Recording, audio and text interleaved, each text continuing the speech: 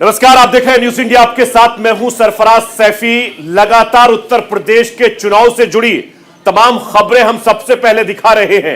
हम पंजाब के वोटिंग जो हो रही है वहां की तस्वीरें भी हम आपको दिखा रहे हैं। तमाम सहयोगी मेरे साथ हैं, हमारे साथ खास मेहमान भी लगातार बने हुए हैं। लेकिन उससे पहले मैं आपको बता दूं कि उत्तर प्रदेश की 59 विधानसभा सीटों की जो लड़ाई है वो जबरदस्त होती जा रही है।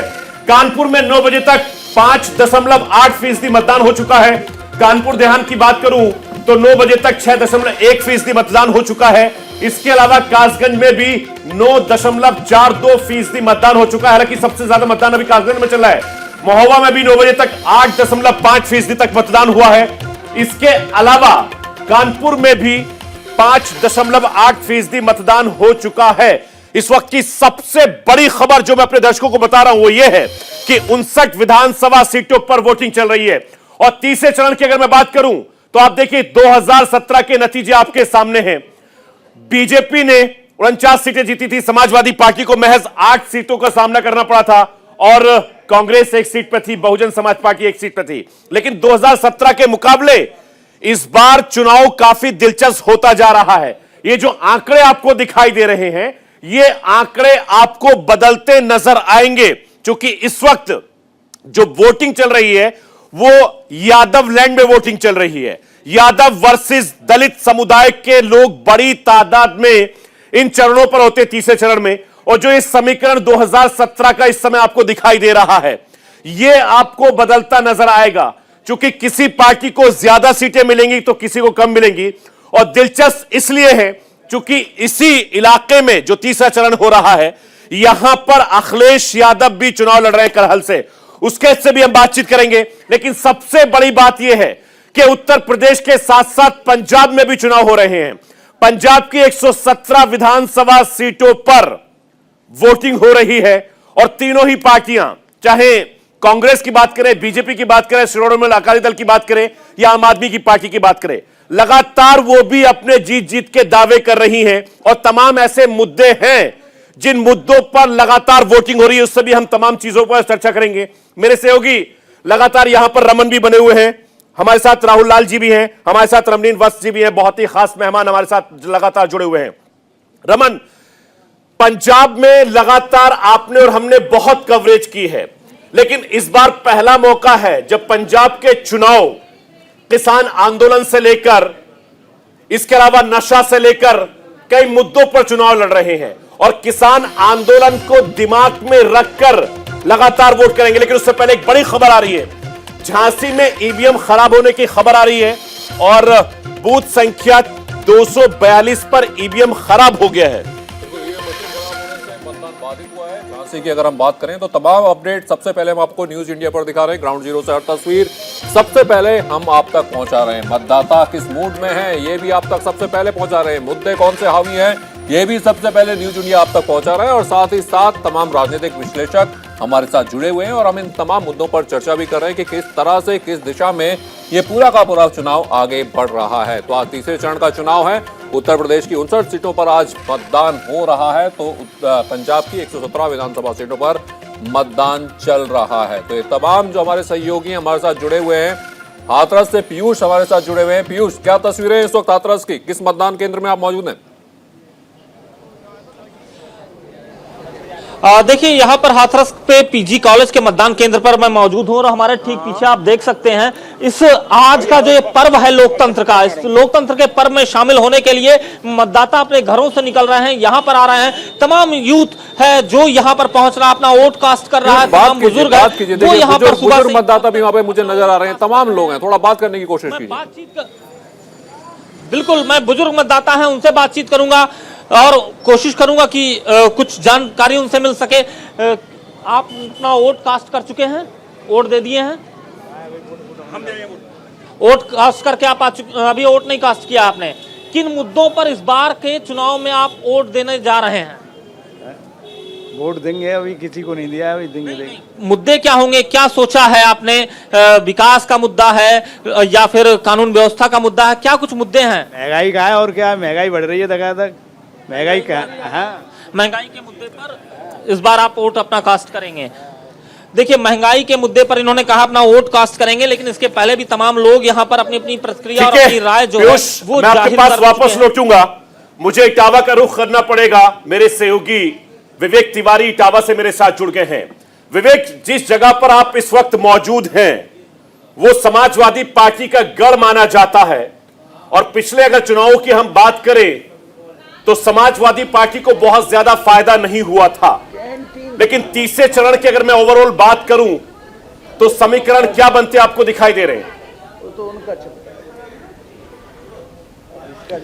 देखिए सरफराज, 2017 में जरूर समाजवादी पार्टी भारी नुकसान में रही थी। कुल 47 सीटें उसको आई थी पूरे 403 विधानसभा में से, लेकिन इस बार नज़ारा कुछ और है। इस बार लड़ाई वैसी नहीं है जैसी 2017 में थी। बहुत सारे इश्यूज हैं, धार्मिक ध्रुवीकरण है, सामाजिक समीकरण है, तमाम फैक्टर है, कैंडिडेट का फैक्टर है, लॉ एंड ऑर्डर का फैक्टर है, किसानों का मुद्दा है, तो बहुत सारी चीजें हैं। उस तरह का चुनाव नहीं है, सीधी लड़ाई समाजवादी पार्टी और भारतीय जनता पार्टी के बीच में हो रही है। मैं करहल में खड़ा हूं जहां पर अखिलेश यादव जहां से प्रत्याशी हैं, 3,71,000 यहां पर मतदाता हैं कुल, और ये मान के चलिए कि 2 लाख सवा 2 लाख के आसपास यहां पर वोट पड़ते हैं। ये सीट समाजवादी का गढ़ रहा है। 2002 का एक विधानसभा का चुनाव अगर हम छोड़ दें, जब से सोवरन सिंह यादव ने भारतीय जनता पार्टी से 1000 वोटों से वो जीते थे, उसके अलावा जितने चुनाव हुए हैं सब पर समाजवादी पार्टी लेकिन जीती है। 2017 में भाजपा की आंधी में भी ये एसपीएस बघेल भी पुराने समाजवादी रहे हैं और समाजवादी पार्टी के साथ जुड़े रहे हैं। ऐसे में बीजेपी ने केंद्रीय मंत्री को उतारकर इस सीट को और ज्यादा दिलचस्प बना दिया। जी हाँ, दिलचस्प बना दिया है। लेकिन देखिए, एसपी सिंह बघेल की स्थिति यह है कि उनके पास खोने को कुछ नहीं है। वो सांसद हैं और केंद्र सरकार में मंत्री हैं, विधायक का चुनाव लड़ रहे हैं, जीतते हैं हारते हैं, उनकी सेहत पर कोई खास फर्क पड़ने वाला नहीं है। हाँ, एक दिलचस्पी चुनाव में जरूर थोड़ी सी लोगों की बढ़ गई है, क्योंकि इतने सारे केंद्रीय मंत्री उत्तर प्रदेश से हैं भारतीय जनता पार्टी की मोदी सरकार में, लेकिन एक मंत्री को उन्होंने अखिलेश यादव के खिलाफ उतारा है, तो थोड़ी दिलचस्पी बढ़ी है। लेकिन एसपी सिंह बघेल ने बहुत ज्यादा, लोग कह रहे हैं यहाँ पर करहल में मेहनत नहीं की है, और जहां पर मैं खड़ा हूं जारी इंटर कॉलेज में अभी तक यहाँ विवेक रोकूंगा विवेक, इससे पहले देव सिंह बीजेपी के जो अध्यक्ष हैं, प्रदेश अध्यक्ष हैं, वो इस समय वोट डालने के लिए आपको पोलिंग बूथ पर नजर आ रहे होंगे। तस्वीर आपके सामने है। रमन, प्रदेश में बड़ी जबरदस्त तरीके से उन्होंने मेहनत की है और पूरा संगठन, पूरा पार्टी को जोर शोर से लगा दिया है। बिल्कुल, और सरफराज, अगर नतीजे जो भी आएंगे उसमें उनकी भी जिम्मेदारी तय होगी और उनको फायदा या नुकसान दोनों ही हो सकता है, क्योंकि जब नतीजे आएंगे तो पूछा जाएगा कि भाई क्या किया पूरे साल भर। तो ये तमाम जो तस्वीरें हैं इस वक्त यहाँ पर हम अपने दर्शकों को दिखा रहे हैं, ये तस्वीरें स्वतंत्र देव जो कि अपने मताधिकार का प्रयोग करने पहुंचे हैं। विवेक हमारे साथ जुड़े हुए हैं। विवेक, लगातार अखिलेश यादव योगी आदित्यनाथ पर निशाना साधते रहे कि गोरखपुर चले गए लड़ने के लिए, चुनाव वापिस चले गए, लेकिन करहल सीट अखिलेश यादव ने भी चुनी।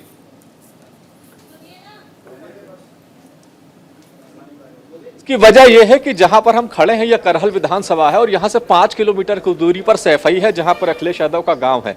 और जिस बूथ पर मैं खड़ा हूं जैन इंटर कॉलेज में, देखिए हमारे साथ एक दिव्यांग है जो यहां पर वोट देने के लिए आए हैं, इनसे बात करते हैं। क्या नाम है आपका? महेंद्र। अच्छा, तो वोट देने आए हैं। तो दिव्यांगों के लिए तो व्यवस्था कर रखी है चुनाव आयोग ने कि आप चाहें तो घर पर भी अपना वोट डाल सकते हैं। क्या मुद्दे हैं, क्या मतलब किस चीज को ध्यान में रख करके आप यहाँ मतदान करने आए? समझ नहीं पा रहे हैं। आप क्या चाहते हैं, क्या होना चाहिए करहल में? क्या बताएं। चलिए ठीक है, मतदान करने जाइए। तो खैर उत्साह है। एक दादा भी आए हैं, आप वोट देने आए हैं। क्या है करहल में, क्या मुद्दा चल रहा है? समझ में नहीं आता। क्या करहल में किस तरह का विकास होना चाहिए? अखिलेश यादव यहाँ से चुनाव लड़ रहे हैं, तो अखिलेश यादव से क्या चाहते हैं आप, क्या करें वो यहाँ के लिए? हम क्या बता दें लल्लू, हम क्या बता दें। क्या नाम है आपका? रामदास। तो देखिए, मतदान करने के लिए आए। यहाँ बहुत सारे लोगों से हमने बात की सरफराज, उनका कहना है कि औपचारिकता मात्र है, जैसे कि जसवंत नगर में जो चुनाव हो रहा था वो भी, कुछ और लोग भी, कुछ महिलाएं आ रही हैं। मैं जरा बात करता हूं वोट देके, क्योंकि हम लोग को इससे आगे जाने की इजाजत नहीं दी गई है। मैं बात करता हूं जरा सा महिलाओं से। अम्मा, वोट देने आई, क्या मुद्दा है इस बार, क्या सोच करके वोट दे रही हैं, क्या चाहिए करहल के लिए? करहल के लिए ये चाहिए कि अखिलेश मुख्यमंत्री बन जाए। अखिलेश को मुख्यमंत्री बना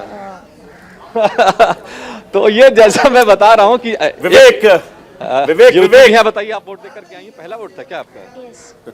अच्छा, पहला वोट देखिए, बहुत ही खूबसूरत तस्वीरें सामने भी आ रही हैं। दिव्यांग व्यक्ति हैं, वो भी अपने मताधिकार का प्रयोग करने आए। तमाम महिलाओं से भी विवेक बात कर रहे हैं, लेकिन करहल सीट सुरक्षित सीट थी, इसीलिए वापस गए वहां। अखिलेश यादव चुनाव लड़ने के लिए चुना तो करहल को चुना। और रमन, मजे की बात यह है, देखिए सबसे बड़ी बात यह कि जिस इलाके में अखिलेश यादव गए हैं, जहां पर हमारे सहयोगी विवेक भी वहां पर खड़े हुए हैं, सबसे बड़ी बात यह, एक तो उनका पुश्तैनी घर भी वहीं आता है, चूंकि एटा इटावा मैनपुरी समाजवादी पार्टी का गढ़ है। और आप देखेंगे 2017 के जब चुनाव हुए थे तो एटा में 4 की 4 विधानसभा सीटें बीजेपी ने जीत ली थी, समाजवादी पार्टी का खाता भी नहीं खुला था। अगर मैनपुरी की मैं बात करूं तो मैनपुरी में समाजवादी पार्टी ने 3 सीटें जीती थी, 1 सीट पर बीजेपी को फायदा हुआ था, और इटावा में 2 बीजेपी ने और 1 समाजवादी पार्टी ने जीती थी। यह 2017 का मुकाबला था। लेकिन अभी की मैं बात करूं, जिस समय हम बात कर रहे हैं, वहां की परिस्थितियां बहुत अलग इस समय बनती दिखाई दे रही हैं, क्योंकि सबसे बड़ा दिलचस्प यह है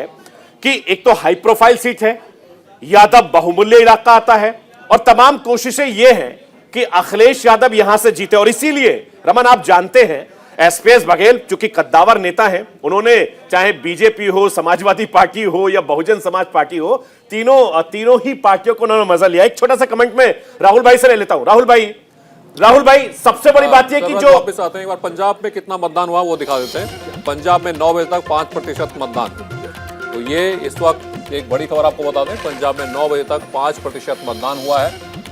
और ये पंजाब की खबर हम आपको बता रहे हैं, 5% मतदान 9 बजे तक। जी सर, आगे बढ़ते हैं यूपी पर। चलिए, पंजाब से जुड़ी भी तमाम खबरें हम आपको दिखाते रहेंगे। पंजाब, मैं अपने सहयोगियों से कहूंगा कि ग्राउंड पर पंजाब से भी तमाम सहयोगी हमारे साथ जुड़े। कुलदीप दीवान इस समय हमारे सहयोगी हमारे साथ जुड़े हैं। बताइए दीवान साहब, इस समय क्या हालात है पंजाब के? देखिए, बिल्कुल मतदान जो है वो शुरू हो चुका है। हालांकि धीमी शुरुआत ही हुई है। 9 बजे तक 5% मतदान हुआ था, और इस वक्त मैं पोलिंग बूथ पे हूँ। यहाँ पे भी आप देख सकते हैं कि जो धीमी शुरुआत है उसका असर साफ तौर पर नज़र आ रहा है। लेकिन हालांकि अभी क्योंकि दिन सुहावना है और लोग यही चाहेंगे कि वो 6 बजे तक आके मतदान केंद्र पर अपना मतदान जो है वो कर सकें। लेकिन तस्वीरें बहुत खूबसूरत होती हैं पंजाब की, क्योंकि पंजाब एक ऐसा राज्य है जिसको कल्चर के लिहाज से पूरे देश में, पूरी दुनिया में जो है पहचान, विशेष पहचान मिली हुई है।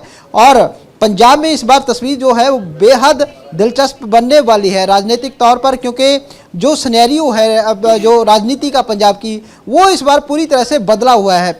भारतीय जनता पार्टी और श्रोमणी अकाली दल क्योंकि यहाँ की रिवायती पार्टी है, उसका नाता इस बार टूटा है, और नया साथी जो बसपा है वो उसके साथ अलायंस में है। कुलबीर, मुद्दे क्या है वहां पर? लोग इस वक्त जो वोट कर रहे हैं उनके जहन में मुद्दे क्या हैं? देखिए, पंजाब का सबसे बड़ा मुद्दा जो है वो ड्रग्स को लेकर है। मैं बात भी करता रहूंगा और साथ ही हम कुछ मतदाताओं के पास भी चलेंगे। ड्रग्स को लेकर काफ़ी ज़्यादा चिंता में रहते हैं पंजाब के लोग, क्योंकि देश भर में ये जाना जाता है कि पंजाब में नशे का मुद्दा जो है वो सबसे बड़ी चुनौती जो है सरकारों के सामने रहा है। और इस बार भी जो पंजाब में जो नशे का मुद्दा है सर, ये कितना बड़ा मुद्दा है, और आप लोग जो है मतदान के लिए आए हैं, क्या इसी उम्मीद के साथ आए हैं कि नशे का मुद्दा जो नई सरकार वो हल करे? हाँ, गोदी मीडिया को देखो, नशे के मुद्दे में यह है ज़्यादा, क्योंकि सब बच्चे बाहर जा रहे हैं नशे की वजह से, इसलिए हम यहाँ आए हैं, समझे ना। सो देखो कौन सा आदमी अच्छा बनता है, कोई ठीक है।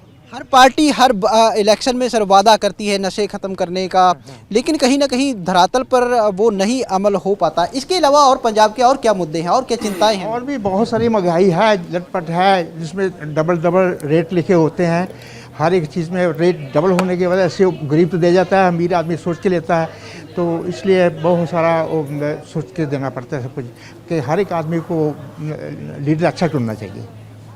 अच्छा, तो बिल्कुल मतदाता जो हैं वो कई उम्मीदों के साथ मतदान केंद्र तक पहुंच रहे हैं। बने रहिए, वापस हम आपके पास आएंगे, और मैं पीसीआर से कहूंगा कि वापस जो हमारे दूसरे सहयोगी हैं उनको भी हमारे साथ जोड़िएगा। कानपुर की मेयर ने शेयर की है वोट वाली तस्वीर, वो मैं आपको दिखाना चाहता हूं। रमन, ये देखिए इस वक्त की बड़ी खबर, कानपुर की मेयर ने शेयर की वोट डालते हुए तस्वीर, ये एक बड़ी खबर है, और मतदान की गोपनीयता भंग की है एफआईआर दर्ज करने की बात यहां पर हो रही है। बिल्कुल, और ये गुप्त मतदान होता है, आप इस तरह की तस्वीरें नहीं शेयर कर सकते और ना ही आप खींच सकते हैं। जब आप अपने मतदान का प्रयोग करते हैं, जब आप ईवीएम मशीन का बटन दबाते हैं, तो वो तस्वीर आप बिल्कुल नहीं खींच सकते हैं और वहां पे आपका मोबाइल भी अलाउड नहीं होता है। तो ये तस्वीर आप देख रहे हैं, मेयर ने मतदान की गोपनीयता को भंग किया है और ये तस्वीर आप देख रहे हैं, ये बिल्कुल नहीं आप कर सकते हैं। इस तरह की तस्वीर आप नहीं खींच सकते हैं और ये माना जा रहा है कि अगर ये तस्वीर जिस तरह से सामने आ रही है तो उससे ये साफ पता चलता है कि कोई और व्यक्ति उनके साथ गया है और उन्होंने उनकी एकदम पास जाके बिल्कुल, और इस पे एक्शन भी होगा रमन, और इस पे एक्शन भी होगा, हो सकता है उनका वोट भी रद्द कर दिया जाए। रागिनी मेरी सहयोगी इस समय कानपुर से मेरे साथ जुड़ गई। रागिनी, जिस मेयर की तस्वीर आपने हमारे दर्शकों को भेजी है, सबसे पहले तो आपको बधाई कि आपने एक्सक्लूसिव तस्वीर हमारे दर्शकों को भेजी है, और दूसरी बड़ी बात यह कि इस तरह से वोटिंग करते हुए अपना वोट आप किसको दे रहे हो, किस मुद्दे पर दे रहे हो, आप शोषण नहीं कर सकते। जी देखिए, कानपुर की मेयर जब वोट डालने गई थी तो वहाँ पे वोट डालते हुए उन्होंने सेल्फी ले ली और इसके खिलाफ इसके एवज में उनके खिलाफ एफआईआर कर दी गई है, क्योंकि वोट डालते समय ये बहुत गोपनीय होता है कि आप किसको वोट डाल रहे हैं। आप ईवीएम मशीन के पास, यहाँ तक कि अंदर फोन ले जाना अलाउ नहीं है। वो फोन कैसे अंदर चला गया है, सबसे बड़ा सवाल है कि फोन अंदर कैसे गया। बिल्कुल, और पीठासीन अधिकारी क्या कर रहे थे राहुल भाई? है कि जहां पर फोन बाहर जमा करा लिया जाता है, जो मताधिकार दिया है गोपनीय मताधिकार, एकदम गोपनीय शब्द उसमें काफी बड़ा सा हिस्सा है उसमें। तो आप जब संवैधानिक व्यवस्था है गोपनीय मताधिकार का, ऐसे स्थिति में हम मतदान देते समय कैसे जो है कि उसकी तस्वीर खींच सकते हैं? तो पहले तो उनका मोबाइल ले जाना, और अगर वो भूल चूक से मोबाइल ले भी गई अगर सुरक्षा कर्मियों को चकमा देकर, तो फिर भी वो वहां पे खींच रही थी, तब भी वो तो उनको खुद भी नहीं खींचना चाहिए था। वो एक जिम्मेदार पद पर है, मेयर पद पे है, लेकिन वो खींचे भी, तो फिर एक व्यवस्था की भी कमी है। सर, क्या आपने वहां पर जो पोलिंग के अधिकारी थे वहां पर उनसे बात करने की कोशिश की आपने? तो चलिए, उत्तर प्रदेश में 59 सीटों पर चुनाव है। तमाम हमारे सहयोगी ग्राउंड जीरो से जुड़े हुए हैं, राजनीतिक विश्लेषक भी हमारे साथ जुड़े हुए हैं सरफराज, और हम बात कर रहे हैं पिछले बार की। राहुल जी, पिछली बार भारतीय जनता पार्टी ने बढ़त हासिल की थी, लेकिन इस बार कहानी अलग नजर आ रही है। लेकिन यह भी बात अभी कागजों पर ही है। क्या पिछली बार का प्रदर्शन इस बार लग रहा है कि भारतीय जनता पार्टी दोहरा पाएगी? रमन साहब, बहुत मुश्किल है कि पिछली बार का प्रदर्शन भारतीय जनता पार्टी इस बार दोहरा दे, क्योंकि दोनों बार के परिस्थितियों में जो है ना बड़े जमीन आसमान का अंतर है। सभी साहब देखिए, अगर आप देखें, क्यों कह रहे हैं आप राहुल भाई? देखिए, मैं एक तरह से आप देखिए, अगर 59 सीट्स थे, 49 बीजेपी जीती थी, तो थोड़ा हारने पर आप देखिए कि 31 नंबर पे, मतलब 31 सीटों पे दूसरे नंबर पे समाजवादी पार्टी थी, और उसमें से 10 सीटें तो बिल्कुल करीबी मुकाबला वाला था, जो मुश्किल से 1,500-2,000 के वोटों के आसपास से जो है कि समाजवादी पार्टी हारी थी।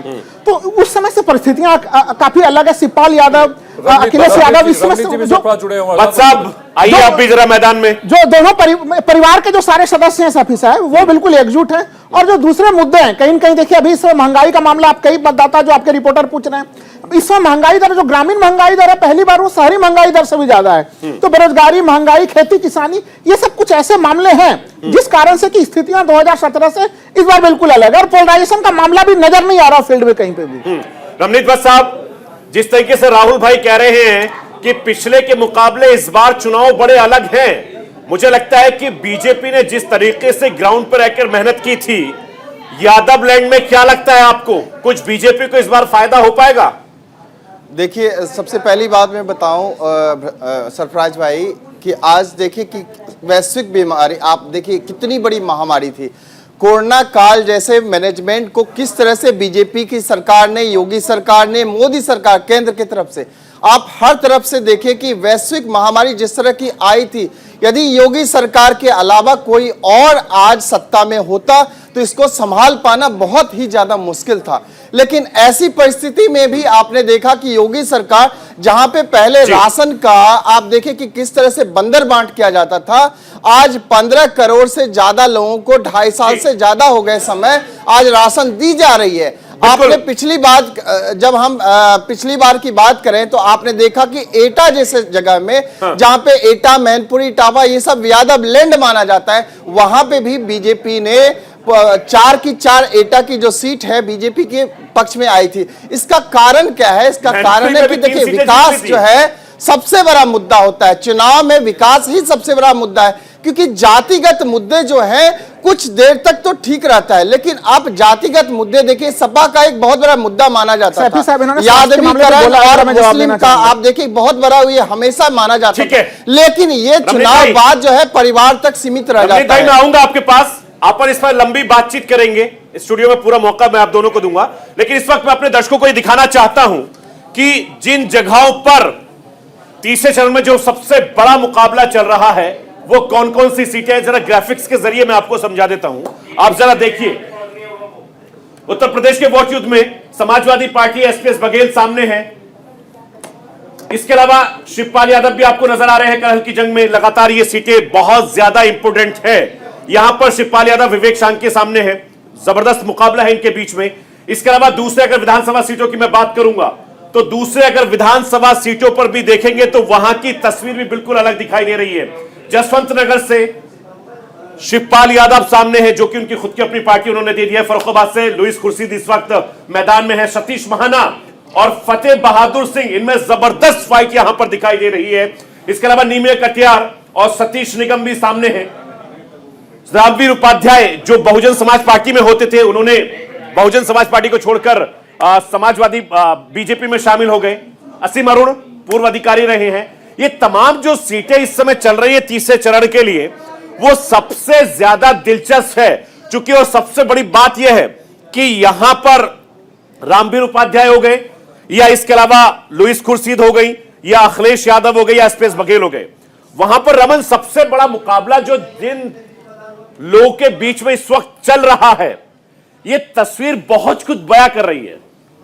बिल्कुल सरफराज, और ये जो तमाम चेहरे हैं इसमें बहुजन समाजवादी पार्टी भी मैदान में है, और जिस तरह से वो वोट उनके, ऐसा नहीं है कि आप उन्हें एकदम से नकार दें, और दलित समुदाय के लोग बड़ी तादाद में, यही मैं कह रहा हूं कि इस चरण में ये आप उसको नजरअंदाज नहीं कर सकते। हालांकि पिछली बार उनकी परफॉर्मेंस बहुत खराब रही, लेकिन अगर वोट काटने की बात, उनका वोट प्रतिशत 20% था पिछले बार भी।